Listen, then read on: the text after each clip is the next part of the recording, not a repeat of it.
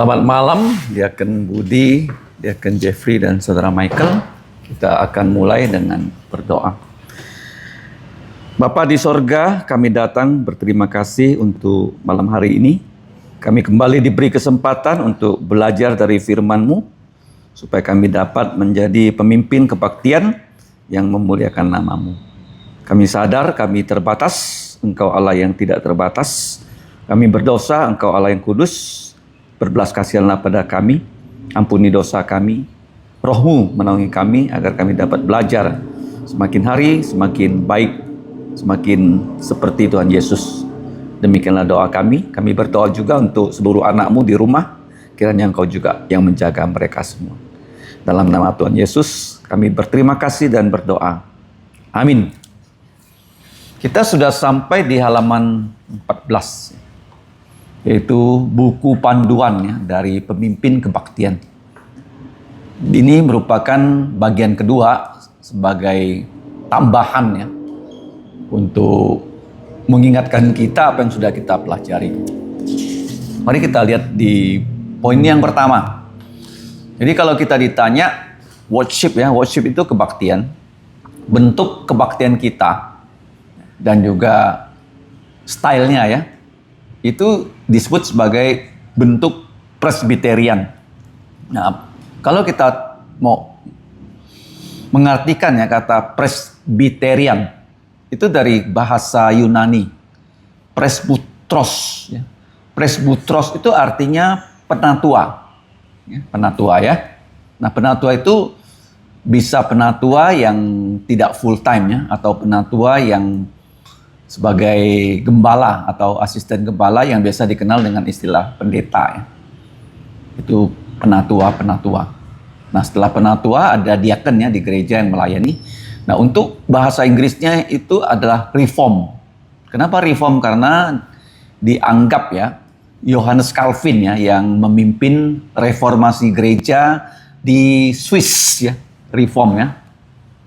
Jadi reform, presbyterian itu istilah yang sama.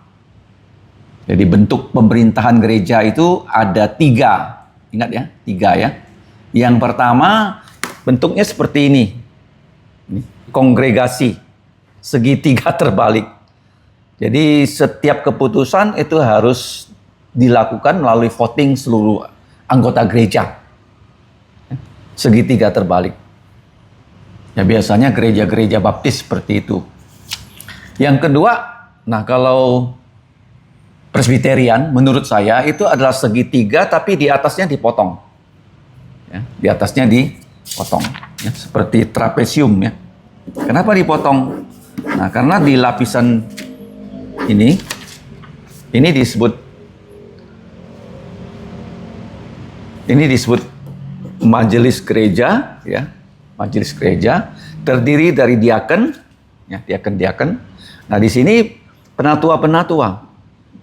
Ya, penatua. Di sini apa? Segitiga Tritunggal, Bapa, Putra, Roh Kudus. Menurut saya begini. Ya, bentuk organisasi atau pemerintahan gereja presbyterian. Nah kalau yang tadi kan kongregasi begini kan? Nah, ini. Oke. Nah sedangkan yang ketiga segitiga begini. Ini disebut episkopal ya. Nah ini. Episkopal ini di puncak dari organisasi gereja disebut paus ya, atau yang disebut dengan bishop. Gereja Roma Katolik. Pemimpin tertingginya disebut paus atau bishop. Yang Alkitabiah kan ini yang para penatua ya. Kenapa begitu? Kalau kamu baca di kitab Wahyu, ya, coba buka Wahyu. Nah di Wahyu itu kan pasal 4. Kamu kalau melihat di situ ya ada 24 tua-tua. Wahyu pasal 4. Kemudian setelah itu aku melihat sesungguhnya sebuah pintu di surga terbuka. Kemudian suara yang dahulu sudah kudengar berkata kepadaku seperti bunyi sangkakala katanya, naiklah kemari dan aku akan menunjukkan kepada kamu apa yang harus terjadi sesudah ini. Ayat 2 ya.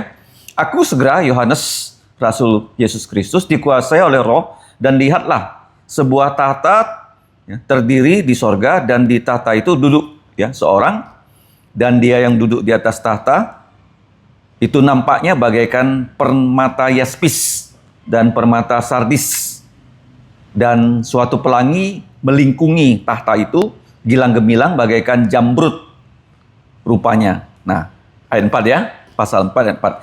Dan sekeliling tahta itu ada berapa? 24 tahta. Dan di 24 tahta-tahta itu duduk berapa? 24 penatua-penatua, tua-tua, presbuteros, yang memakai pakaian putih dan mahkota emas di atas kepala mereka. Ini adalah gambaran gereja di sorga. Jadi ada para penatua, 24 orang. Oke? Nah, jadi bentuk pemerintahan gereja. Ini disebut bentuk pemerintahan gereja ya. Pemerintahan gereja. Bisa episkopal, bisa kongregasional. Oke, ini kongregasional. Dan ini presbiterian atau reform. Ya, 3 bentuk pemerintahan gereja. Nah, jadi tata kebaktian kita, stylenya atau bentuknya adalah bentuk reform ataupun presbiterian. Nah, seperti gereja GPIB sebenarnya presbiterian, ya, GPIB. Atau di Belanda ada gereja reform. Ya, asalnya dari Johannes Calvin di Swiss. Kalau ke Inggris itu gereja presbiterian dinamakan. Ya. Nah, selanjutnya tradisi kita disebut dalam bahasa Inggris 3S. Simple, solemn, scriptural. Dasarnya Yohanes 4:24 yang kita cantumkan di belakang mimbar ya. Sembahlah Allah kita di dalam roh dan di dalam kebenaran. Yohanes 4:24 ya. Nah, apa tuh simple? Sederhana, solemn apa solemn? Berhikmat ataupun hormat, skriptural. Ya, pernah saya jelaskan kebaktian itu dimulai dengan ayat Alkitab, ditutup dengan ayat Alkitab. Masih ingat ayat Alkitab pembuka kebaktian? Nyanyian Habakuk 2:20 kan? Tuhan berada di bait sucinya. Hendaklah semua kita berdiam diri. Habakuk 2:20 kan? Dimulai dengan ayat Alkitab yang dinyanyikan, ditutup dengan ayat Alkitab juga dinyanyikan. Tolong dicatat bilangan 6 kan? Ayat 24, 25 sampai 26. Tuhanmu memberkatimu dan melindungimu, ya kan? Itu bilangan 6 kan? Dibuka dengan ayat, ditutup dengan ayat. Setelah itu ada votum kan? Votum juga ayat. Jadi kebaktian itu sebenarnya membuat kita bersatu dengan firman Tuhan. Saya juga sudah mengatakan bahwa nyanyian-nyanyian itu semuanya itu adalah mengajarkan kita firman. Mengajarkan kita apa? Contohnya ya. Lagu yang sering kita nyanyikan, suci, suci, suci. Suci, suci, suci ya, 60 berapa itu? Coba lihat ya, suci, suci, suci. Seingat saya 60 ya, suci, suci. Nah, ini dari mana ayatnya? Coba dibuka di Yesaya. Yesaya pasal 6. Yesaya pasal berapa? 6. Di situ ada kerubim, malaikat yang disebut kerubim ya. Malaikat ada 2 jenis ya. Jenis yang pertama itu serafim. Jenis kedua itu kerubim. Jadi dan mereka para kerubim ya, kerub itu satu ya, kalau banyak itu namanya kerubim ya. Berseru satu kepada yang lain. Katanya, suci, suci, sucilah Tuhan. Nah, bukan semesta alam ya, bara tentara sorga. Seluruh bumi penuh dengan kemuliaannya. Yesaya 6 ayat yang ke-3. Suci, suci, suci. Kenapa 3 kali suci? Bapa suci, Putra suci, Roh suci. Ingat ya, Tritunggal kan? Satu Allah tapi tiga pribadi. Sama dengan yang tadi kita sudah buka, Wahyu 4. Ayat yang ke-8. Jadi ini kerubim. Yang kerubim itu punya 6 sayap. Ya, keempat malaikat itu masing-masing bersayap 6. Karena kenapa 6 sayap?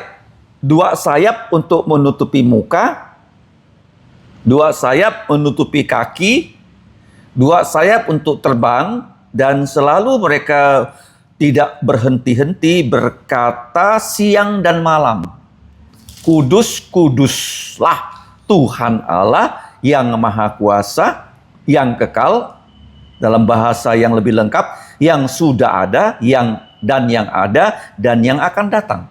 Suci, suci, suci Tuhan Allah. Nah, sekarang pertanyaannya, apa arti nama Allah? Allah itu Sang Pencipta. Kalau patung itu tidak boleh disembah karena patung itu ciptaan manusia, ya kan? Siapa yang boleh kita sembah adalah Allah, Sang Pencipta. Masih ingat Kejadian pasal 1 ayat 1? Pada mulanya Allah telah menciptakan langit dan bumi. Ya, Allah Sang Pencipta. Sedangkan Tuhan dalam bahasa Ibraninya itu 4 huruf mati. YHWH. YHWH. Orang Yahudi kalau menemukan kata YHWH, nama dari Tuhan, mereka nggak berani sebut YHWH. Seperti kita nggak berani memanggil ayah kita dengan namanya. Jadi mereka ubah menjadi Adonai. Tuanku. Apa arti Tuanku? Adonai, ya, Tuanku. Jadi YHWH ada orang mencoba memberikan bunyi. Memberikan apa? Itu disebut tetragramaton. 4 huruf mati yang tidak ada bunyi. Yahweh. Yahweh, seperti kita bernapas. Yahweh. Yahweh. Ya. Ada juga yang mengatakan Yehowa. Dikasih huruf hidup. Ya, kalau Yahweh seperti orang bernapas. Paham? Nah, arti dari Yahweh adalah Allah yang sudah berjanji. Itu bedanya ya.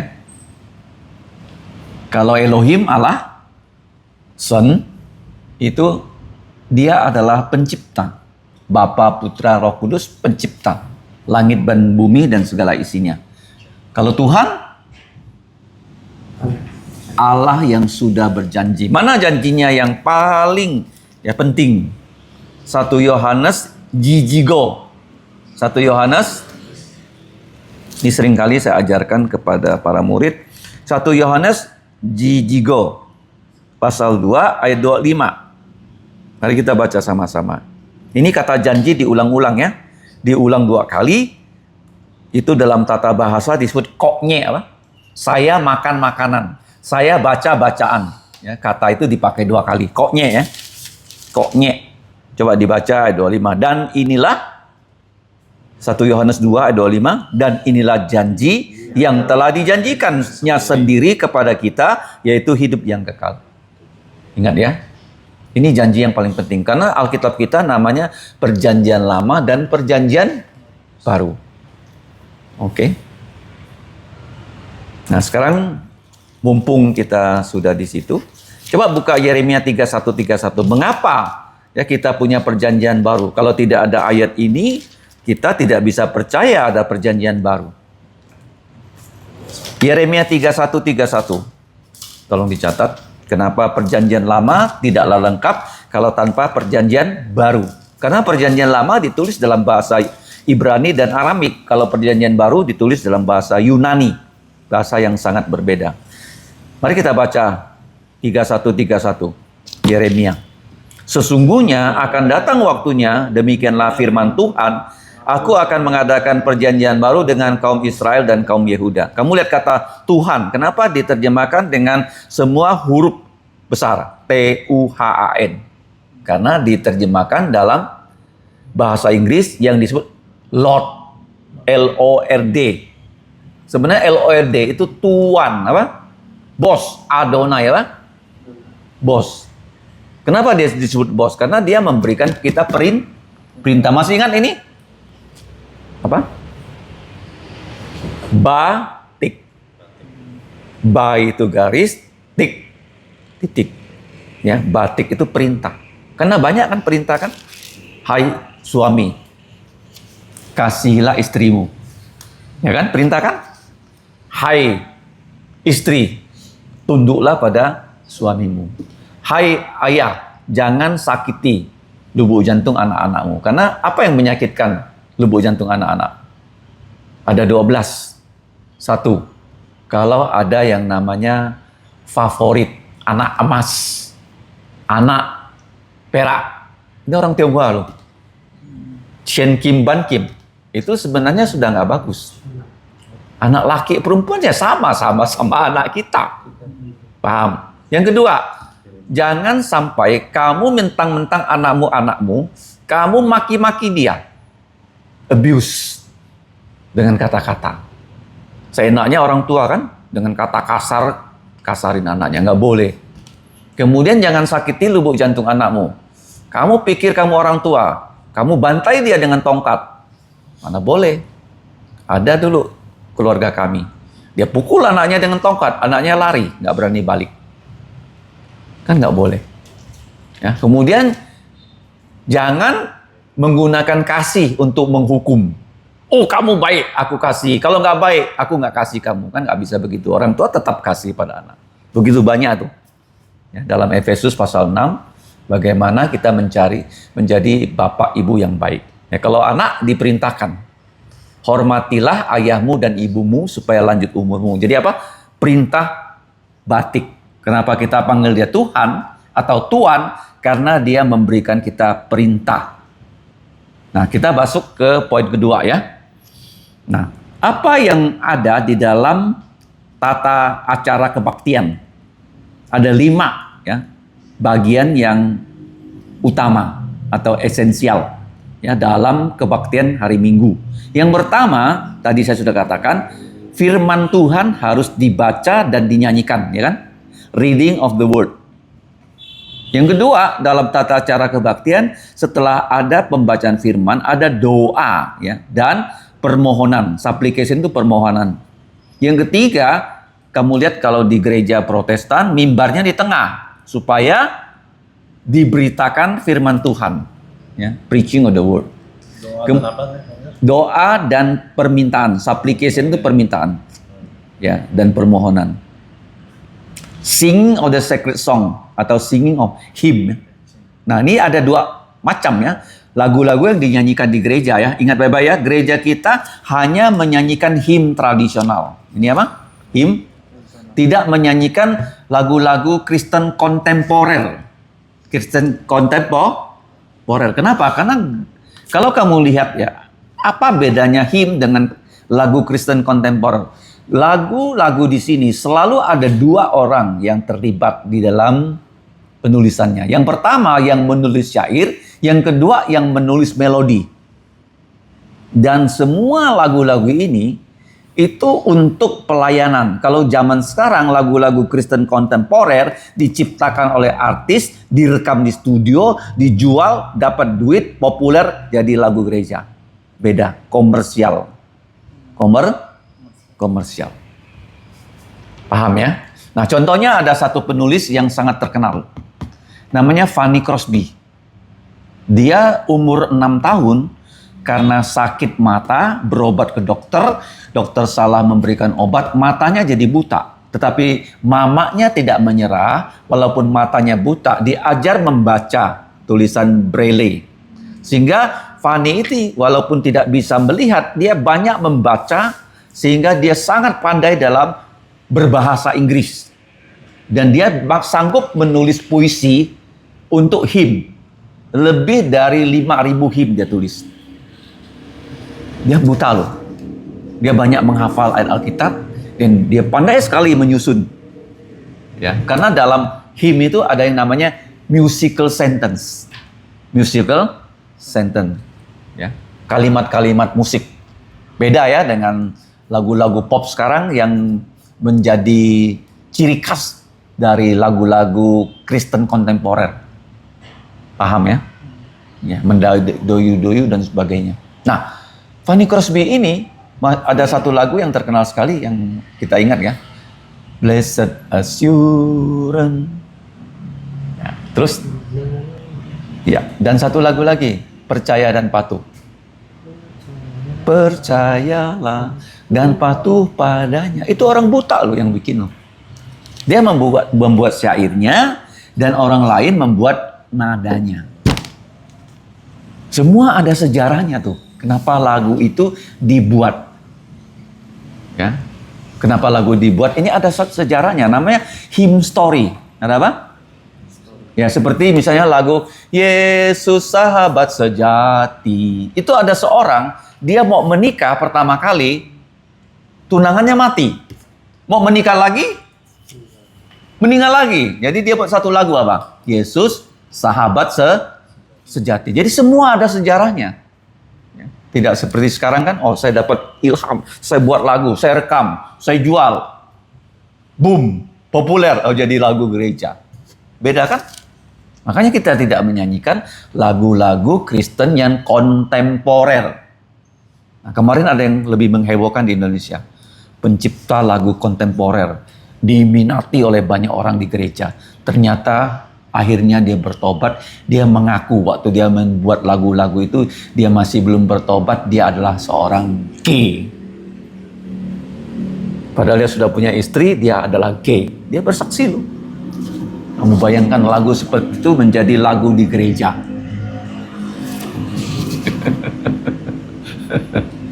Ya kan? Makanya kita tidak ya memasukkan lagu-lagu Kristen kontemporer walaupun begitu populer. Semua gereja sekarang begitu loh. Ya, ada tariannya, ada bandnya, ya, ada penyanyi latarnya, sudah seperti konser. Ya, padahal kita memuji Tuhan itu untuk Tuhan, bukan untuk kita. Ya, oke, lihat ya. Singing of hymn. Ingat ya, apa bedanya hymn dengan lagu Kristen kontemporer? Sudah tahu ya? Oke. Yang berikutnya, nah, presentation of the offering. Jadi persembahan itu ya dipersembahkan. Makanya sering kita mengatakan, marilah kita menyembah Tuhan dengan persembahan. Kalimat itu tidak sering didengarkan. Marilah kita menyembah Tuhan loh dengan persembahan. Karena persembahan itu bisa perpuluhan, bisa persembahan syukur, bisa persembahan khusus. Ada berapa macam? 3 ya. Nah, jadi 5 elemen ya.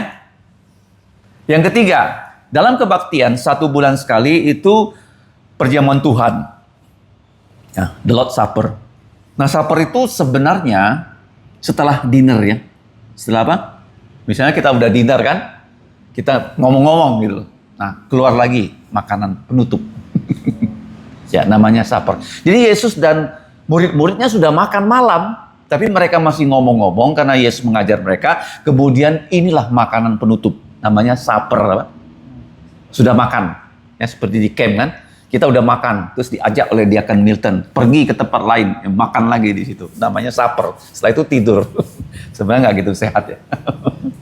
Ya, Lord's Supper itu elemennya kan 2 kan, roti tidak ada ragi melambangkan tubuh Yesus, dan anggur melambangkan darah Yesus. Kenapa anggur dalam cawan? Karena cawan itu melambangkan Yesus minum hukuman untuk kita. Hukuman apa?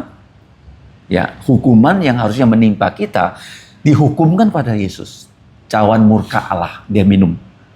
Jadi darah itu kan dalam ya, diri Yesus mengalir dilambangkan dengan anggur yang di dalam cawan.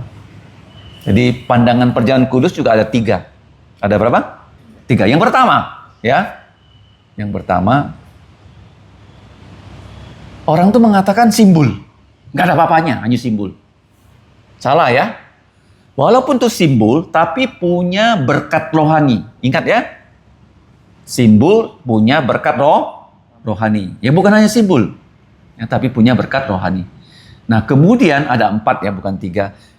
Gereja Roma Katolik lebih parah lagi. Mereka mengatakan anggur itu menjadi darah Yesus. Roti menjadi tubuh Yesus. Kalau sudah diberkati oleh imam. Mereka sebut pastor imam kan. Padahal kita semua orang percaya imam kan. Apa bedanya gereja Roma Katolik dan kita? Di gereja Roma Katolik, pastornya hanya disebut imam kan? Yang lain kan enggak kan? Padahal kita semua orang percaya jadi imam. Kenapa? Karena kita bisa sampaikan Injil sebagai perantara antara Allah dan manusia. Dan kita doakan orang, kita sebagai imam. Makanya lagu yang kita nyanyikan terakhir tuh, Tuhanmu memberkatimu, hanya dinyanyikan oleh imam loh di perjanjian lama. Kenapa kita boleh nyanyikan? Karena kita adalah imam-imam perjanjian baru. Waktu Yesus mati, tirai itu terbelah jadi dua kan? Dalam nama Yesus kita bisa berdoa untuk orang lain. Nah sekarang, Roma Katolik itu kalau rotinya nggak habis, itu ditaruh di satu kotak dan mereka masuk di gereja karena itu tubuhnya Yesus, mereka sembah. Makanya salib mereka ada tubuhnya Yesus. Dan anggur itu berubah jadi darah Yesus. Artinya begini, Yesus mati sekali nggak cukup, darahnya ngalir lagi. Salah nggak? Salah. Nah mereka namakan misa. Misa. Nah, salah itu. Misa itu sebenarnya menghina Yesus. Salibnya sekali itu nggak bisa menyelamatkan kita. Perlu lagi Yesus disalib lagi, keluar lagi darahnya. Makanya salib orang Kristen, Protestan, nggak ada Yesusnya. Kenapa? Karena dia sudah dikubur, dia sudah bangkit. Mana Yesus tubuhnya di sorga, nggak mungkin lagi disalib kan? Ngerti ya? Oke. Pandangan pertama, simbol, salah. Pandangan kedua, roti jadi tubuh, anggur jadi darah, Roma Katolik salah. Nah yang ketiga, gereja Lutheran. Lutheran itu gereja HKBP, gereja Jerman. Jadi gereja HKBP itu ada seorang Jerman yang bernama Nommensen. Gampang ingat kan? Nommensen. Dia pergi ke tanah Batak. Waktu itu orang-orang Batak itu katanya masih makan manusia loh. Tapi dia berani ke situ mengabarkan Injil dan orang-orang Batak itu, Batak Tapanuli percaya Yesus. Makanya kalau kamu ke Medan ada Universitas Nommensen. Karena dia orang Jerman yang mengabarkan Injil ke tanah Batak. Nah, gereja Lutheran itu ada di Jerman, gereja Lutheran ada di Finlandia. Ya, reformasikan oleh Martin Luther. Luther itu mengatakan, walaupun roti ini tidak menjadi tubuh Yesus, tapi di sekitarnya ya jadi tubuh Yesus. Pandangan itu disebut konsubstansi. Kalau Roma Katolik itu transubstansi. Roti trans ya, betul-betul rubah jadi tubuh Yesus. Anggur benar-benar berubah menjadi darah Yesus. Itu transubstansi. Substansinya berubah. Ya, berubah kepada tubuh Yesus dan darah Yesus. Kalau gereja Lutheran, di sekitarnya ada tubuh Yesus, di sekitarnya ada darah Yesus. Tidak separah Roma Katolik, tapi juga salah. Nah, Yohanes Calvin mengatakan memang ini simbol sebagai tanda, tapi ada berkat rohani. Ada apa? Ya, bukan sekedar tanda. Makanya Lord's Supper itu di gereja mula-mula itu setiap minggu. Gereja mula. Kalau sekarang kita 1 bulan 1 kali. Oke? Yang keempat. Nah, dalam kebaktian tidak seperti di gereja Roma Katolik. Mereka itu seperti ritual. Kalau di gereja Protestan, yang datang kebaktian itu adalah disebut partisipan. Ya, partisipan. Apa itu artinya? Bukan pasif, tapi aktif. Apa? Bukan pasif, tapi aktif. Nah, kamu lihat di sini. Mengapa semua yang datang kebaktian harus aktif? Ya, partisipan, nggak boleh pasif kan? Yang pertama, pemimpin kebaktiannya kan, memimpin kan? Mengapa kita menjadi pemimpin? Kita mengajak orang sama-sama menyanyi, paham ya? Oke. Yang kedua, ya selain pemimpin kebaktian, ada yang disebut dengan pengkhotbah, preacher, pengkhotbah. Oke, preacher ya, jadi pengkhotbah. Yang ketiga, nah kenapa perlu ada pemusik. Nah, pemusik ini untuk kita menyanyikan pujian sesuai dengan nada. Ini kan ada nada, kamu lihat ya. Nih, nomor 193. Nadanya S. S itu artinya E tapi lebih kecil, ya lebih rendah, satu birama. Nadanya D. Jadi di piano tuh bisa D. Oke, A, B, C, D, E, F, G. Ingat ya, jadi pemusik itu memainkan lagu ini sesuai dengan nadanya supaya kita menyanyi tidak terlalu tinggi, tidak terlalu rendah. Oke, kemudian kamu lihat di sini yang kedua ada namanya birama. Birama 3/4. Ya, 3/4. Dan banyak juga lagu dikatakan berapa beat per menit. Berapa ketukan per menit. Apakah dia lambat, apakah dia sedang, apakah dia cepat. Seperti misalnya lagu Laskar Kristus. Maju Laskar Kristus. Kan Mas nggak boleh dinyanyikan lambat kan. Maju Laskar Kristus. Ya, seperti kita berbaris. Paham ya? Jadi semua lagu itu kenapa ada pemusik? Supaya pemusik itu memimpin kita dengan nada yang pas. Tidak terlalu tinggi, tidak terlalu rendah. Oke, tidak terlalu cepat, tidak terlalu lambat. Ingat ya, pemusik. Nah, yang keempat, congregation. Congregation itu adalah anggota gereja yang datang. Kenapa kita tidak menggunakan kata jemaat lagi? Masih ingat, Mike? Karena kita tidak bertemu pada hari Jumat. Bukan jemaat, tapi kita adalah gereja. Apa itu arti gereja? Gereja itu dari bahasa Yunani, eklesia. Eklesia. Diportugiskan jadi igreja. Portugis. Gereja itu dari Portugis, bahasa Portugis. Ya, aslinya itu eklesia. Ek itu keluar, eks ya. Eks kan? Ya.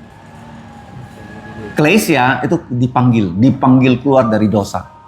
Apa arti gereja? Gereja itu bukan gedung loh. Gereja adalah manusianya yang dipanggil keluar dari dosa melalui Injil. Paham ya? Namanya eklesia, gereja.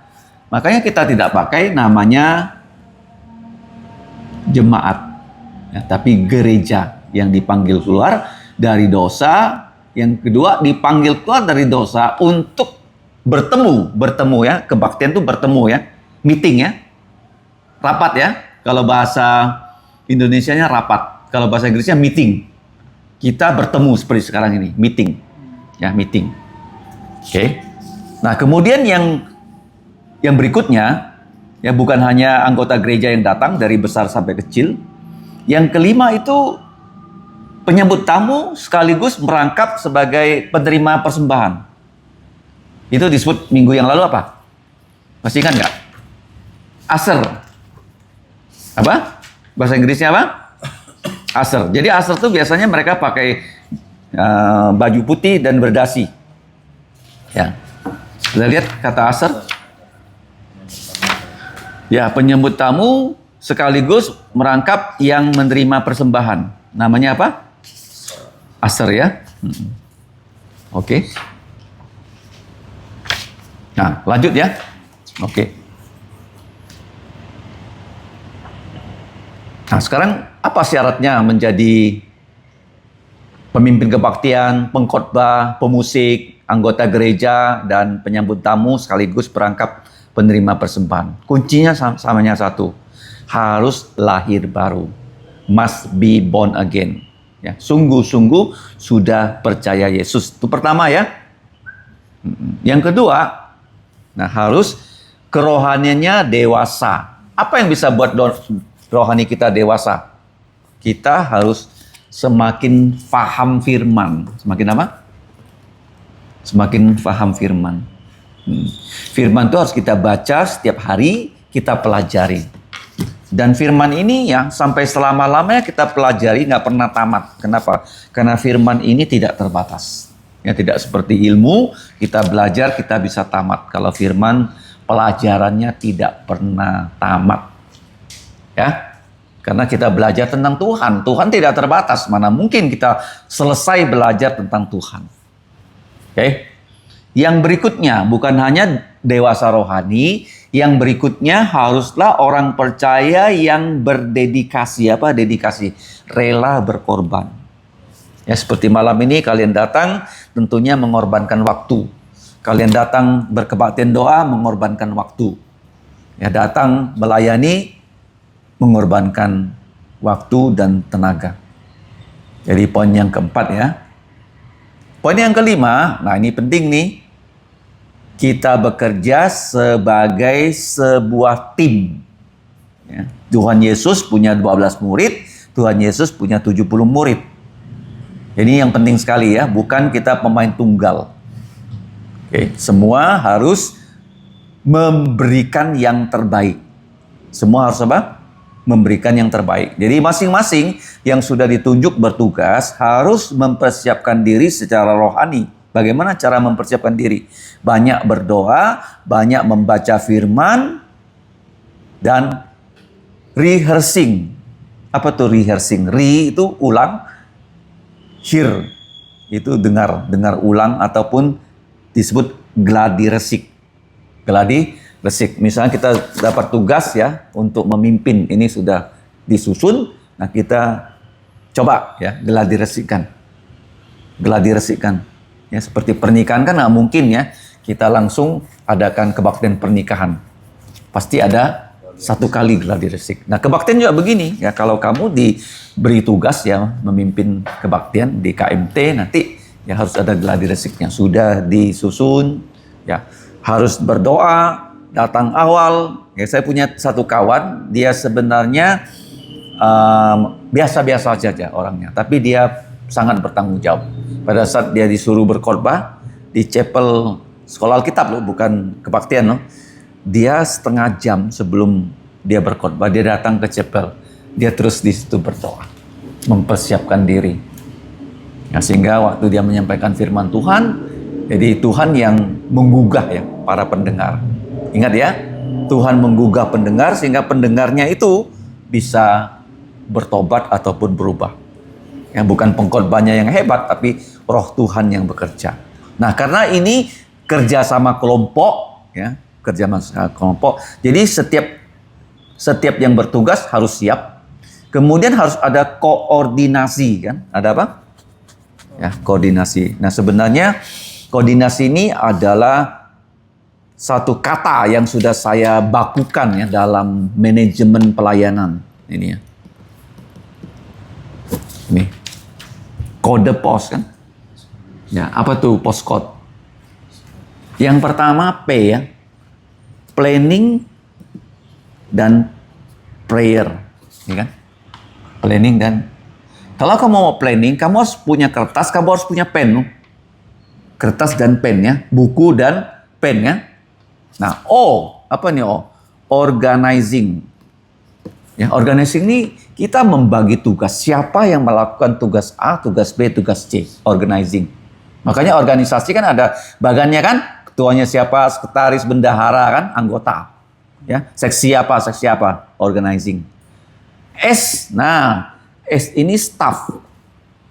Jadi susunan organisasinya sudah ada, staffnya itu nanti orangnya yang mana? Ya misalnya yang jemput orang, siapa dia? Oke, yang menjaga gerbang, staff. Nah yang ketiga itu staff, yang keempat T, perlu ada training. Ya, training. Makanya postcode kan, kode pos kan. Jadi waktu saya pulang ke sini melayani tahun 2005 loh. Sudah 20 tahun lebih.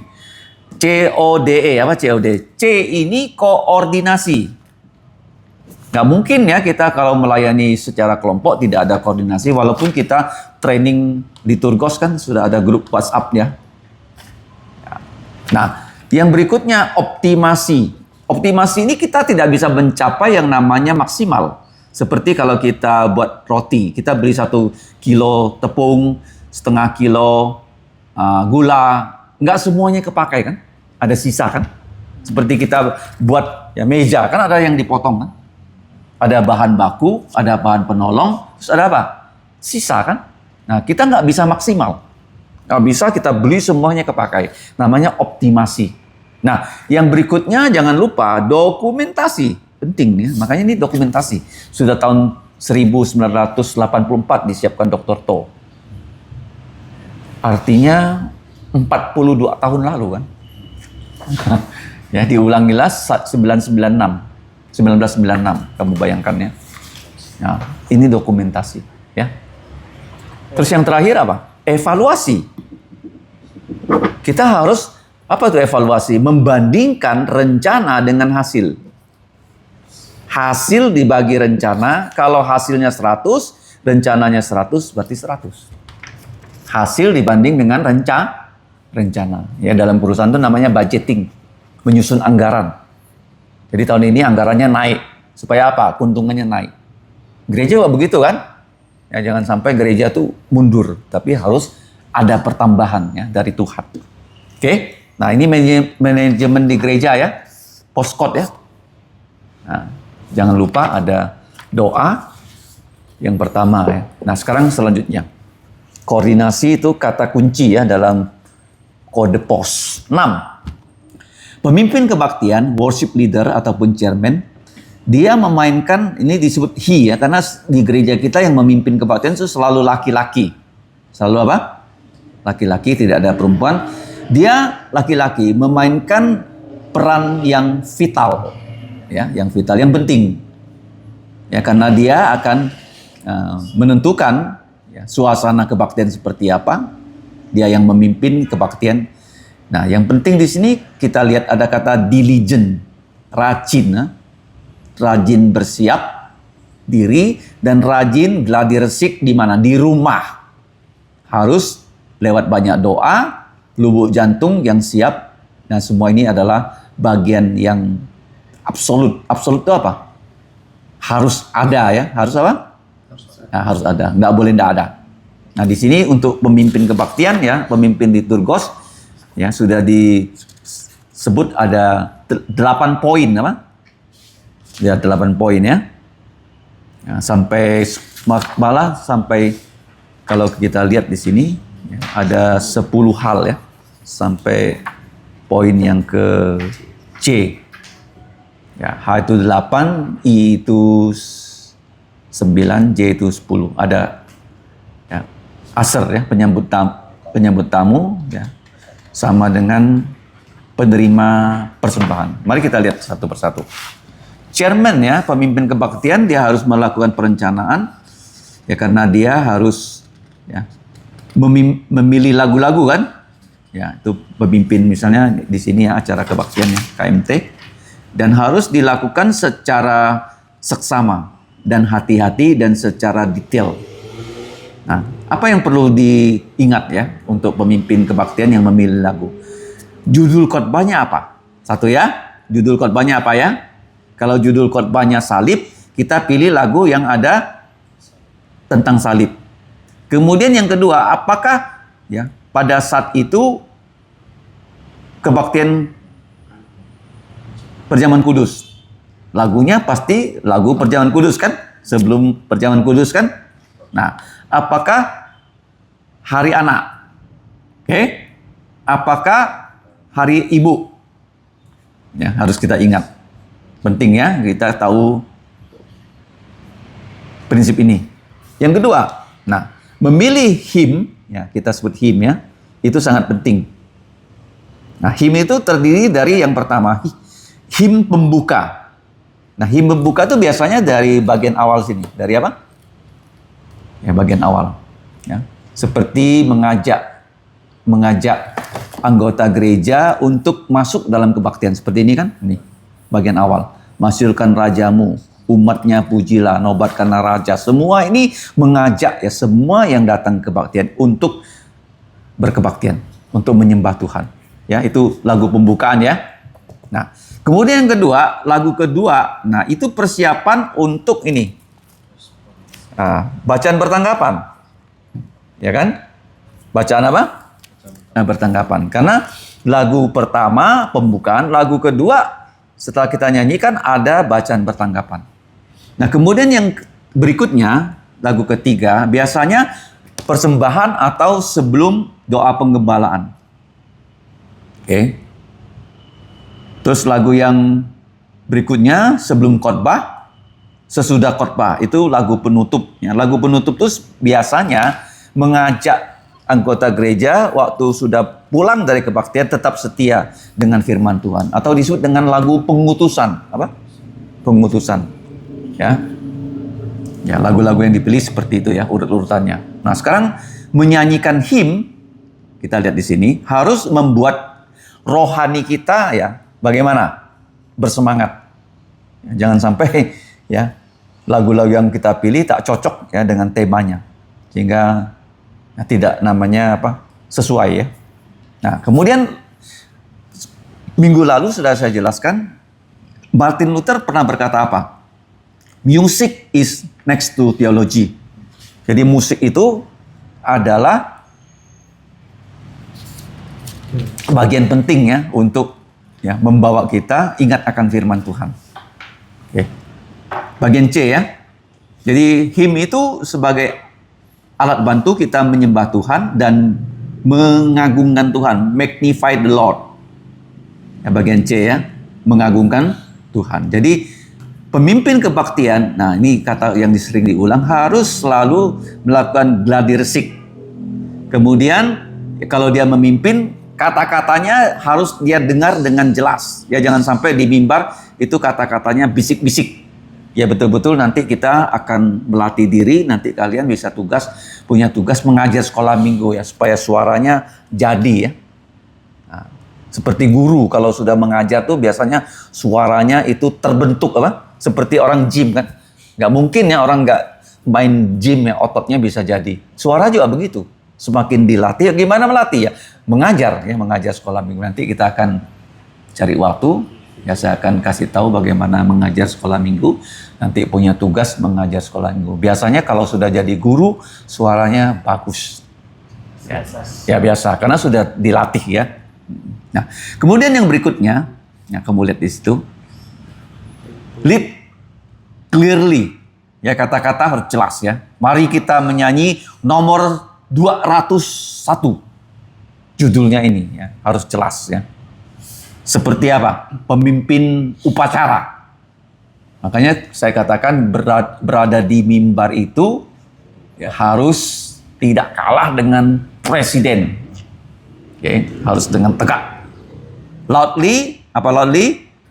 Keras itu begini, suara saya harus terdengar di setiap sudut ruangan.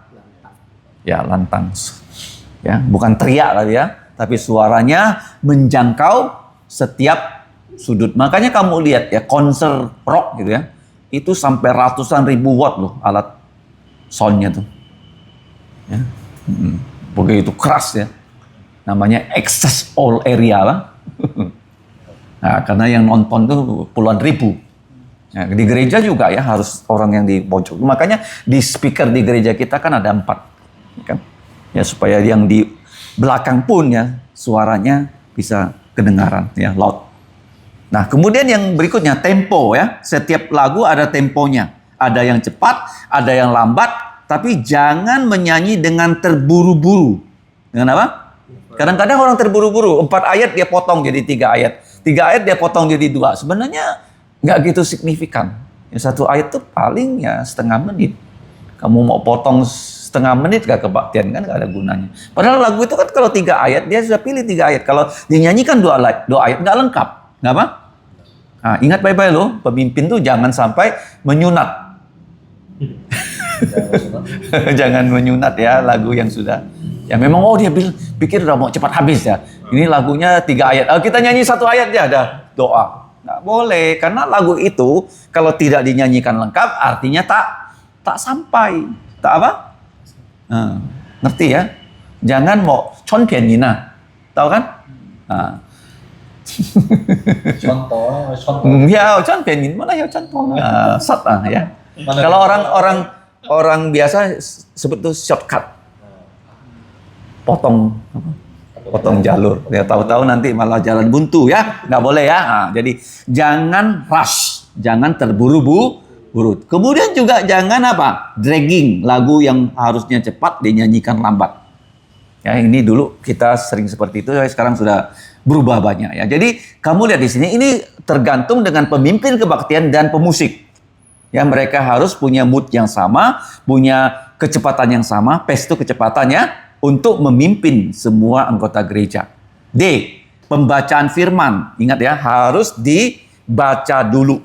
Ya, karena kita selalu membaca pasal yang sama itu nggak masalah, karena sudah kita pernah baca. Tapi kalau belum ya, seperti kitab Kolose ya pasal 1, biasanya saya akan mengajak ya di persekutuan pembesukan dan pengabaran Injil membaca dulu. Jadi sudah kita baca sehingga kita tidak bagaimana? Kurang familiar. Ya, jadi kita sudah baca. Ya. Sehingga waktu kita membaca jangan sampai ada yang salah baca. Oke. Termasuk nama kan, kadang-kadang misalnya ada nama, misalnya dulu yang sekolah Alkitab, namanya Stefanus, dia baca jadi Stefanas. Nah, ya kan, kalau ada nama kan, Epaphroditus. Nah, kamu harus baca Epaphroditus. Ya, sebut berkali-kali. Ada lagi Epaphras, beda itu. Aristarchus, Secundus. Ya, jadi nama-nama tuh. Oke, paham ya? Jadi pembacaan Alkitab harus kita baca supaya waktu kita membaca ya dalam bacaan bertanggapan ada ekspresinya. Punctuation itu penggal kata apa? Penggal kata. Ya. Ya, punctuation ya. Kemudian dibaca dengan jelas, confidently, meyakinkan. Oke, jadi seperti yang sudah sering dikatakan, kenapa waktu anggota gereja membaca, kita ikut membaca karena direkam apa? Masuk ke dalam rekaman. Ya. Kalau 2 orang sih nggak apa-apa ya. Nah, boleh bergantian kan. Tapi kalau seperti di sini kan, KMT kan 1 orang memimpin. Kalau yang baca di bawah, pembacaan tuh nggak kedengaran waktu kita ya rekam. Paham ya? Nah, jadi itu rahasianya. Banyak gereja tuh waktu anggota gereja membaca dia nggak membaca sehingga nggak kedengaran tuh apa ayat yang dibaca. Oke, jadi kurang manfaat ya untuk perekaman. Kemudian yang berikutnya, read with the people to lead them. Jadi begini, kalau kita membacanya mantap, orang di bawah juga mantap kan? Betul kan? Kalau kamu membaca terlalu cepat, nah di situ juga kejar-kejaran. Ya, kita harus baca ya. Jadi karena dalam Kristus ada nasihat. Nah, mereka juga ikut. Ya, suaranya keras dan juga kecepatannya pas. Oke. Nah, sekarang kamu lihat ya. Never rush, jangan terburu-buru. Ya. Oke, jangan membaca seperti mesin, apa? Mesin. Jangan membaca secara monoton. Ya. Kenapa? Karena suara itu ada naik turun kan. Ya. Much heart preparation is needed. Jadi persiapan lubuk jantung kita penting. Yang kelima, waktu kita membaca kitab suci bisa saja ya setelah selesai membaca ditambah dengan kata amin. Ya biasanya apa? Terpujilah nama Tuhan, diberkatilah mereka yang sudah membaca, yang merenungkan, melakukan, mewartakan firman Allah, bisa kita sebut yang kudus, yang diilhami, yang sempurna, yang tidak ada cacat celah. Paham ya? Bagian itu ya? Oke. Ya. Ya. Ya. Amin ya. God bless to us this reading of His sacred inspired inerrant word. Nah itu kamu lihat ya, kata bendanya satu word. Kamu tulis ya, garis bawahi word. Yang di depannya tuh kata sifat. Kata apa? Nah, kata sifat itu biasanya bisa kita sebut dengan bahasa Inggris itu upsakom. Ya. Nah. Kamu lihat sacred apa? Suci. Inspired, diilhami. Itu kata sifat. Inerrant, tidak ada salah. Itu kata sifat. Seperti begini ya. Baju. Jadi kata sifatnya apa? Hitam. Baju, sifatnya apa? Bahannya, linen. Baju, sifatnya apa? Baru.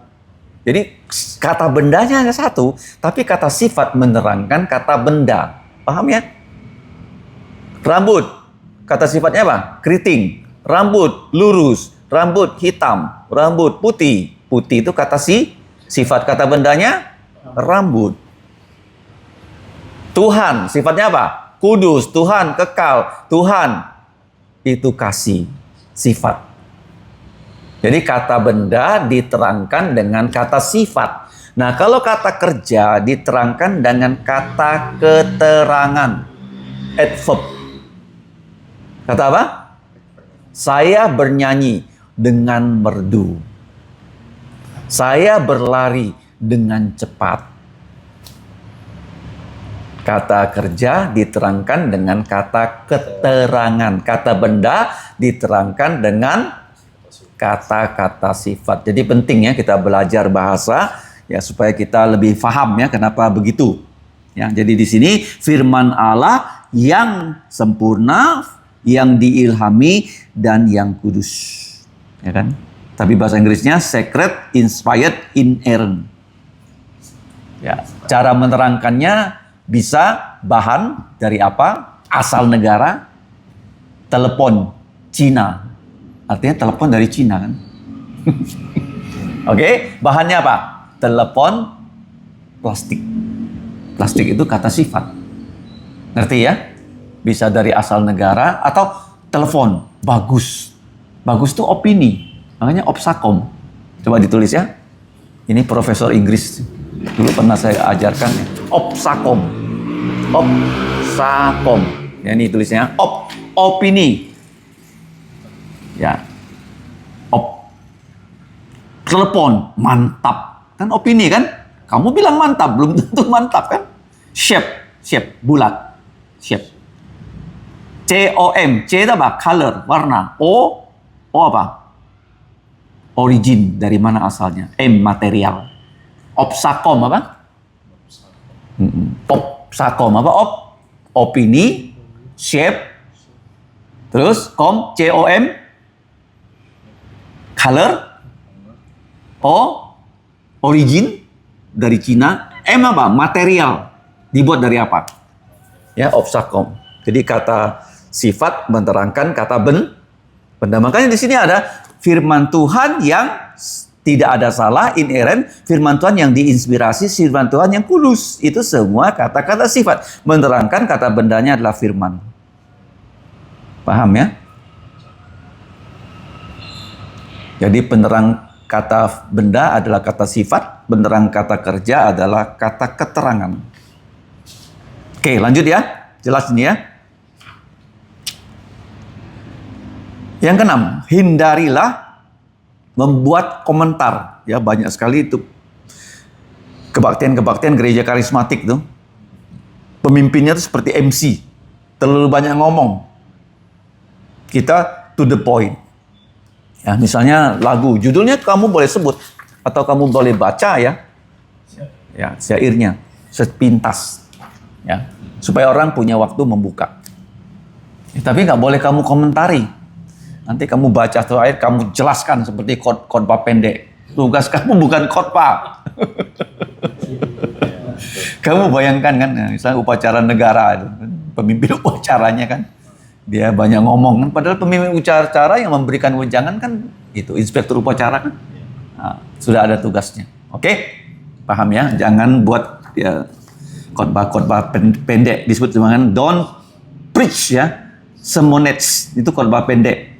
Jadi kalau kita memimpin harus singkat, crisp itu jelas, catchy itu artinya orang bisa menangkap apa yang kita katakan, relevan. Jadi komennya relevan. Kalau kita mau bilang komen, oh lagu ini ditulis oleh Fanny Crosby, walaupun dia buta, dia bisa menulis lagu. Sekarang kita tidak buta, nyanyi dengan baik. Boleh gitu. Paham? Kamu tahu nggak penulis lagu ini? Karena anaknya mati, makanya lagu ini dibikin. Ya, anaknya mati, istrinya mati, dia dari Amerika ke Inggris, lewat tempat itu, disitulah dia bikin syairnya. It is well with my soul. Tahu lagu itu? It is well with my soul. Tenanglah jiwaku. Itu yang membuat lagu. Jadi dia mau pulang ke Inggris, dari Inggris dia ke Amerika kan. Istrinya pulang dulu, anaknya pulang dulu. Jadi waktu anak istrinya pulang, kapal itu tenggelam di situ. Sebagian anaknya mati, ada yang selamat. Jadi waktu dia pulang dari dari Amerika ke Inggris, sampai di situ dia buat lagu itu. Dia tulis, it is well with my soul. Tenang lagi jiwaku. Jadi semua itu ada sejarahnya. Paham ya? Nah. Oke, lanjut. Berikutnya, nah waspada. Ya, choosing a hymn. Jadi kita memilih lagu tadi sudah dikatakan harus sesuai dengan apa? Tema khotbah. Oke. Dan lagunya harus bisa dinyanyikan. Lagu itu harus bisa kamu sebut judul lagunya. Ya, ke-8, pemimpin kebaktian harus berdoa dengan persiapan. Sudah dikatakan minggu yang lalu, bisa ditulis apa itu doa. Doa itu 5S kan? Sapa Bapa, sesal dosa, syukur anugerah, minta ya untuk saudara, diri sendiri, selesaikan dalam nama Yesus. Di sini Dr. Tom mengatakan dalam doa ada ucapan syukur, terima kasih, adoration, pujian pada Tuhan. Apa itu pujian pada Tuhan? Sebut sifat-sifatnya yang baik dan karyanya. Confession, dalam doa harus mengaku dosa. Ya, petition, dalam doa minta. Nah, contohnya gini kan, Our Father in Heaven, selalu ya. Kenapa Our Father? Bapa kami di sorga. Kenapa disebut Bapa kami? Karena kita berdoa mewakili orang-orang yang banyak di gereja. Ya, kalau kita berdoa sendiri, kita bisa bilang Bapa sorgawi. Karena kita sendiri kan. Paham? Tapi kalau banyak orang harus Bapa kami. Karena kamu mewakili banyak orang. Kami ya, di surga. Ya, we thy people. Kami adalah umatmu. Sekarang bow in worship. Ya, bersujud dalam kebaktian di hadapan tahtamu yang kudus. Tahta, apa itu? Tahta pengampunan dosa dengan pengucapan syukur, thanksgiving dan pujian. We thank thee, ya, kami berterima kasih pada Anda. Sekarang harus waspada ya, banyak sekali gereja karismatik seringkali tidak mau menggunakan kami. Terima kasih Tuhan. Padahal yang bagus apa? Kami berterima kasih padamu Tuhan.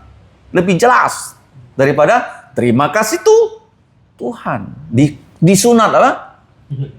Di gereja kita juga, saya ingat tuh yang sering kali mulai itu Bung En. Yang salah diperkenalkan, jadi banyak yang ikut. Julimin juga ikut. Terima kasih Tuhan. Memang betul, tapi yang lebih lengkap gimana? Kami itu semua. Kami berterima kasih. Ya Tuhan, kenapa kami? Kamu mau mewakili orang. Seperti Soekarno. Kami bangsa Indonesia kan? Kok dia bawa sebut kami? Karena beratus-ratus juta orang. Ya, kami bangsa Indonesia. Dengan ini menyatakan. Nah, harus ada kicknya, ada apa? Ada kicknya. Jangan hanya terima kasih Tuhan. Emangnya kamu doa sendiri? Paham ya? Beda ya pendekanannya ya? Nah, kadang-kadang yang salah diikuti jadi apa ya? Populer ya. Di gereja karismatik sering itu. Terima kasih Tuhan. Ya, kami berterima kasih. Nah, di sini kamu lihat, we thank thee ya for the return of this blessed day. Jadi kami berterima kasih karena sudah apa? Diberi kesempatan ya, berhari Tuhan, berhari Minggu. Karena kami sing us through another week. Engkau telah menjaga kami sepanjang minggu ya, sehingga kami aman, damai dan sehat. Ya. Nih, di sini bisa kita tambahkan. Dr. Tol lupa kata we. We thank thee. Harusnya we thank thee. Kami berterima kasih padamu karena engkau telah menyediakan semua yang kami perlukan. Nah, yang berikutnya bagus. We visit thee. Nah, bagus tuh. Ya, coba kamu lihat. Bapa kami yang di sorga. Kan selalu ada kami kan? Dikuduskanlah namamu. Berikanlah kami pada hari ini makanan harian kami. Selalu ada apakah? Kenapa kami? Karena kamu mewakili keluarga kamu waktu di rumah dan seterusnya. Ya, kalau di gereja mewakili banyak orang. Berikutnya kamu lihat ya. To look down from thy holy throne. Jadi engkau yang memandang kami dari tahtamu, tahta anugerah, bersih apa? Rahmat. Apa bedanya rahmat dengan anugerah? Kalau grace, tolong ditulis itu. Grace itu adalah hadiah. Kita tidak layak menerima, tapi kita diberi. Itu namanya grace. Anugerah itu kita nggak layak menerima keselamatan, tapi kita diberi. Paham ya? Kalau orang layak itu namanya apa? Misalnya dia layak. Upah. Kamu kerja kan? Dapat duit. Itu bukan hadiah loh. Itu adalah upah kamu layak. Ya, kalau kita tidak layak namanya apa? Anugerah. Hadiah. Apa? Nah, itu yang pertama. Yang kedua, apa tuh rahmat? Rahmat itu kita layak, tapi kita nggak dikasih. Contohnya, apa tuh rahmat? Kita tuh layak dilempar ke neraka, tapi karena rahmat Tuhan kita tidak dilempar ke situ. Itu bedanya rahmat dengan anugerah. Anugerah kita diberi walau kita tidak layak, rahmat itu kita harusnya dilempar ke neraka, tapi Tuhan tidak melemparkan kita ke sana. Itu namanya rahmat. Kita diberi walaupun kita tidak layak. Itu anugerah. Kalau rahmat, kita seharusnya dilempar ke neraka, tapi kita tidak dilempar. Itu namanya rahmat. Makanya grace itu anugerah, mercy itu adalah rahmat. Makanya selalu salamnya orang Kristen, kiranya anugerah dan rahmat dan damai. 3 ya. Anugerah, rahmat, dan damai. Anugerah itu membawa kita ke sorga. Rahmat itu tidak dilempar ke neraka. Damai, kita tidak jadi musuhnya Allah. Ini kata-kata di Alkitab itu sangat-sangat penting. Ya, disusun dengan sempurna. Nggak ada yang terbalik-balik. Ya, anugerah selalu di depan, setelah itu rahmat, setelah itu baru damai. Ya, shalom. Oke, apa itu mercy? Rahmat. Oke, to take away all our sins and secret fault and aid us in our worship. Jadi dengan rahmat-Mu Engkau mengampuni dosa kami, ya, untuk membantu kami di dalam kebaktian kami. Nah, be very present, hadirlah di tengah-tengah kami, ya, dengan Roh-Mu yang kudus. Nah, arahkanlah lubuk jantung kami, pikiran kami untuk mengarah ke sorga dalam penyembahan yang sejati, in true worship. Take away all distracting, dan bagaimana? Ambillah segala gangguan dalam pikiran kami supaya kami bisa fokus dengan perhatian yang penuh kepada Tuhan Yesus, sehingga kebaktian kami, ya, bisa naik ke hadapan Engkau supaya Engkau acceptable, apa? Berkenan.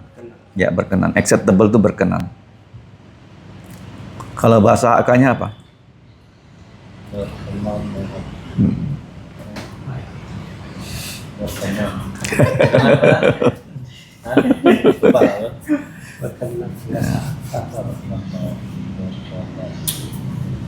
Nyenji. Nyenji. Because we pray in the name of thy only begotten son. Tambahkan tuh, ada only begotten son. Putra tunggalmu, Tuhan kami. Begotten. Ya, begotten son. Our Lord, ya, Tuhan kami dan juru selamat kami, Yesus Kristus. Ya, yang telah mengajar kami berdoa dengan berkata. Jadi nggak perlu diaminkan dulu, seperti P.I. Julimin sering diaminkan, sambung, nggak usah. Mengajarkan kami berdoa, harus sebut Yesus kan, dalam nama Tuhan Yesus yang sudah mengajarkan kami doa Bapa kami yang akan kami ucapkan dalam bahasa Mandarin, satu bahasa Indonesia, atau ya, Mandarin dulu atau Indonesia dulu. Ya, bahasa Indonesia dulu, baru Mandarin dengan berkata Bapa kami di surga. Langsung lanjut, baru aminnya terakhir. Ya, dia tutup dulu. Nggak boleh ya. Harusnya nggak boleh. Dilanjut ya. Oke, sekarang doa. Kalian bisa susun nih ya, dengan bahasa Indonesia. Doa untuk persembahan. Kan hanya doa kan? Doa pembukaan dan doa persembahan ya, untuk pemimpin ya di KMT ya. Nah, kamu lihat yang pertama apa? This is a prayer of thanksgiving and consecration. Jadi doa persembahan itu adalah doa menyerahkan persembahan. Konsekrasi artinya persembahannya harus kamu serahkan. Apa? Serahkan pada Tuhan. Yang kedua ya, mengucap syukur. Harus singkat dan to the point. Ya. Please, there is no need to make long prayer. Tidak perlu doa yang panjang. Oke? Jangan sampai disebutkan doa hal-hal yang tidak ada kaitannya dengan persembahan. Nah, kamu lihat di sini kan, most gracious and bountiful Father in heaven. Jadi, Bapa kami di surga yang beranugerah dan baik. Kami memuji namamu yang kudus, ya, karena Engkau telah memberikan kami ya, keperluan yang kami perlukan dari hari ke hari. Ya, provision itu keperluan, kebutuhan. Kami berterima kasih kepada Engkau untuk semua ya, berkat-berkat-Mu yang baik. ya, every good gift. In grateful thank, ya, kami dengan rasa syukur kami membawa persembahan ini, yaitu persembahan dan perpuluhan, dan love gift itu ucapan terima kasih, ya, persembahan kasih, ya, pemberian kasih. Biasanya di pandan tuh dia ada amplop, ya, di sana ditulis, ya, misalnya dia mau kasih kepada siapa, ya, di gereja yang melayani, ya, dia tulis namanya, itu namanya love gift, ya. Out of abundance, ya, we have received from thee. Jadi kami sudah menerima berkat-Mu yang berkelimpahan dari tangan-Mu. May itu kiranya. Jangan sampai menggunakan kata biarlah. Dan seringkali orang mengatakan biarlah. Kiranya. Jadi biar. Tuhan tidak pernah membiarkan kita. Karena kata biar itu banyak di Mazmur. Makanya doa orang Indonesia banyak kata biar. Ya. Ya, jangan pakai kata biar. Semoga kiranya, ya. Hendaklah, ya, hendaklah, semoga, kiranya. Jangan kata biar dipakai, karena bahasa Mazmur banyak terjemahan mengatakan biar. Nah, itu saya anggap salah translate, salah memilih kata. Nah, kiranya, hendaklah, semoga, oke? Nah, kamu di sini may, ya, may itu bisa diterjemahkan, ya, dengan salah dengan kata biar. May thou be pleased. Kiranya engkau berkenan. Nah, menerima, kan? Ya, as a token of gratitude, sebagai apa? Ucapan terima kasih kami dari lubuk jantung kami. Nah, kemudian di sini, kiranya engkau pakai persembahan ini untuk perluasan kerajaan-Mu di muka bumi. Ya, kadang-kadang orang mengatakan, berikan hikmat memakainya. Itu untuk gereja-gereja besar bisa. Maksudnya, di gereja besar itu banyak persembahan. Itu masuk ke bank, nggak dipakai. Kalau kita sih semua kepakai. Nggak usah bilang punya hikmat memakai, kita kurang uang kok. Nggak tahu siapa yang bikin itu. Tuhan berikanlah hikmat kepada yang mengelola. Mana ada dikelola, kita semua pakai untuk, iya. Kalau gereja besar sih haruslah. Karena mereka punya banyak uang. Apa? Nah, kalau tidak dikelola dengan baik, nah, makanya yang untung BCA atau Michael si banker dapat banyak. Ya, kalau kita saya rasa nggak usah lah. Apa? Kita ada nggak yang boros-boros? Kan nggak ada. Paling beli bensinnya dan semuanya. Semuanya pengeluaran untuk operasional. Ya, tapi mereka suka, ya, doa seperti itu. Saya nggak tahu kenapa. Lebih penting kita doa, Tuhan pakailah uang ini untuk pelayanan dan perluasan kerajaan-Mu. Pelayanan dan perluasan. Ini pelayanan, ya, uang lah, pakailah. Bayar listrik kan pelayanan. Oke? Perluasan kerajaan untuk mendirikan gereja dan mengabarkan Injil, ya. Terus setelah itu, kamu lihat di sini, ya. May this give towards extension of the everlasting kingdom on the earth. Nah, sekarang seringkali saya tambahkan, berkatilah yang membawa persembahan. Ya, jangan lupa, ya. Karena banyak umat yang membawa persembahan. Engkau berjanji engkau akan memberkati. Dan juga ada satu hal, anak-anak kan banyak yang orang tuanya nggak percaya. Nah, kita tambahkan, ya, berkatilah anak-anak yang uangnya berasal dari orang tua mereka, supaya seluruh keluarga mereka percaya Yesus. Betul kan? Nah, jadi ini kan nggak ada. Nah, kita tambahkan. Nah, biasanya kita ada. Oke? Dan ajarkan kami. Jadi kamu jangan bilang persembahan kita hanya dalam bentuk uang. Tapi ajarkan kami melayani engkau sebagai korban hidup. Apa? Kenapa korban hidup? Kenapa kita ini? Korban kan mati. Kok bisa di Alkitab ada namanya korban hidup? Siapa korban hidup? Korban hidup pertama Yesus. Dia berkorban, dia mati, dia hidup. Dia bangkit. Siapa korban hidup? Yesus. Yang kedua, Yesus sekarang ada di mana? Di sorga. Kita ini harusnya mati kan? Tapi kita hidup. Kita korban kita harusnya mati kan? Tapi nggak mati. Namanya korban Dia sudah mati untuk kita, maka kita menjadi korban hidup. Yesus di sorga, dia tidak punya tangan. Di bumi ini siapa tangan dia? Kita. Siapa mulut dia? Kita. Makanya kita disebut korban hidup. Living sacrifice. Bukan persembahan hidup. Korban hidup dalam bahasa Inggrisnya itu living sacrifice. Dalam bahasa Chinese-nya fatchi. Ya? Apa? Fatchi itu kan dibunuh. Tapi kok bisa fatchi? Nah, ya kan? Jadi itu ada tambahan, ya. Ada apa? Tambahan. Nah, sekarang yang berikutnya, pemusik. Oke. Jadi dia harus latihan di hari Sabtu. Ya, lagu-lagu yang dipilih, ya makanya warta gereja kita sudah dikirim pada hari Sabtu supaya pemusiknya bisa latihan. Ya. Supaya dia tahu ya lagu itu ya moodnya seperti apa, temponya seperti apa. Nah, biasanya paling bagus tuh dia memimpin ya nada pertama teng. Nah, memimpin lagu itu sudah tahu teng. Nah, jadi musik kita tuh bukan untuk seperti gereja karismatik dibuat heboh, enggak. Musik itu latar. Yang penting apa? Suara kita. Suara. Karena suara kenapa? Keluar dari sini kan? Betul nggak? Nah, keluar dari sini kita nyanyi. Jadi yang kita nyanyikan kita maknai. Waktu kita baca juga kita memaknai gitu. Mengaminkan ya. Mengamin. Misal kita nyanyi seperti ini. Beritakanlah di gunung. Ya di gunung ada yang memberitakan. Di lembah di mana-mana. Jadi kita mengamini. Paham ya? Bukan apa? Asbun. Asal bunyi enggak. Ya kita menyanyi, memaknainya. Kita mempercayainya. Oke? Nah itu. Nah kemudian kita lanjut ya di bagian berikutnya. Jadi pemusik harus melatih diri. Ya, ini sudah disinggung minggu yang lalu. Yang ke-10 usher. Apa usher? Penyambut tamu. Biasanya 4 orang. Kalau sudah banyak gerejanya tuh bisa belasan orang. Nah, semakin banyak itu semakin baik. Kenapa? Karena lebih cepat. Ya, misalnya gereja kita kalau udah besar 3 yang menerima persembahan nggak cukup, bisa tambah lagi. Ya, supaya 3 bait dinyanyikan semua sudah siap. Oke, nah sekarang terakhir ya, ada 10 hukum di sini apa?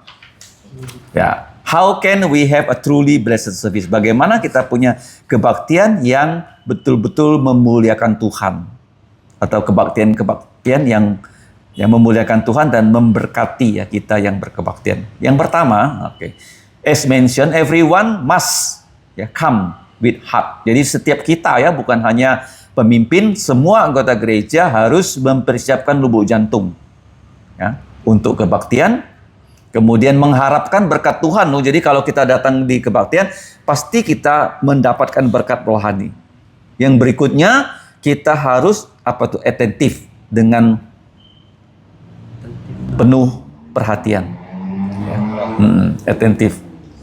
Jangan sampai kita ada di ruang kebaktian, tapi pikiran kita tidak di situ. We must worship with heart. Ya, kita harus memuji, menyembah Tuhan, berkebaktian dari lubuk jantung kita ya. Ya, dengan jiwa kita, dengan pikiran kita, dengan kekuatan kita.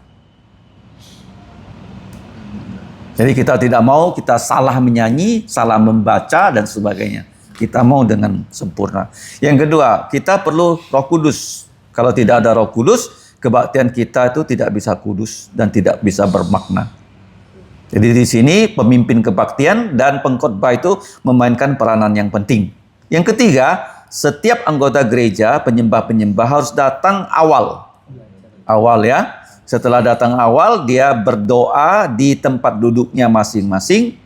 Nah, jangan sampai datang terlambat. Kalau datang terlambat bisa mengganggu mereka yang sudah di dalam gedung gereja atau menunjukkan kita tidak hormat pada Tuhan. Jadi biasanya orang Korea yang saya amati, kalau mereka sudah sampai di gedung gereja ya, mereka duduk dan mereka langsung berdoa. Langsung apa? Berdoa. Itu waktu saya ke Batam bersama anak-anak sekolah dari Korea. Mereka ke gereja, mereka begitu. Ternyata waktu kita di sini juga ada satu pengajar musik yang namanya Pak Chung. Jadi dia dari Sarawak datang ke sini loh, mengajar musik loh. Kadang-kadang dia bawa mobil sendiri, kadang-kadang dia naik bis gitu. Dengan setia loh selama 7 tahun. Begitu dia sampai di gereja kita, dia duduk dulu, dia berdoa dulu. Dan saya pernah mengajak dia ke Jakarta, karena saya kasihan dia sudah di Sarawak dan Kalimantan, tapi tidak pernah ke Jakarta. Saya tanya dia, Bapak pernah ke Jakarta? Nggak pernah. Saya bilang, saya mau ke Jakarta. Mau ikut nggak? Oh ikut. Jadi saya bawa dia tinggal di Sunter di rumah dari adik istri saya, suaminya di situ. Jadi saya lihat dia jam 4 dia udah bangun loh. Dia baca Alkitab, dia berdoa loh. Tapi dia orang Korea, dia baca Alkitabnya bukan bahasa Korea, dia baca Alkitab bahasa Inggris. Sekarang saya juga baca Alkitab, saya nggak baca Indonesia saja, saya nggak baca Mandarin saja, Inggris, saya juga baca Ibrani dan Yunani. Ya kan? Supaya ada apa? Perkembangan apa? Manusia kan harus berkembang kan? Masa itu aja kan? Nah, jadi dia baca bahasa Inggris. Oke, dia berdoa dan dia membaca Alkitab. Oke. Nanti orang Korea. Tadi Yunis kirim saya video, dia di Korea sekarang. Sekarang musim dingin. Mereka kebaktian di luar loh. Kebaktian di mana? Di luar. Lagi musim dingin loh. Supaya orang yang lalu lalang bisa ikut kebaktian.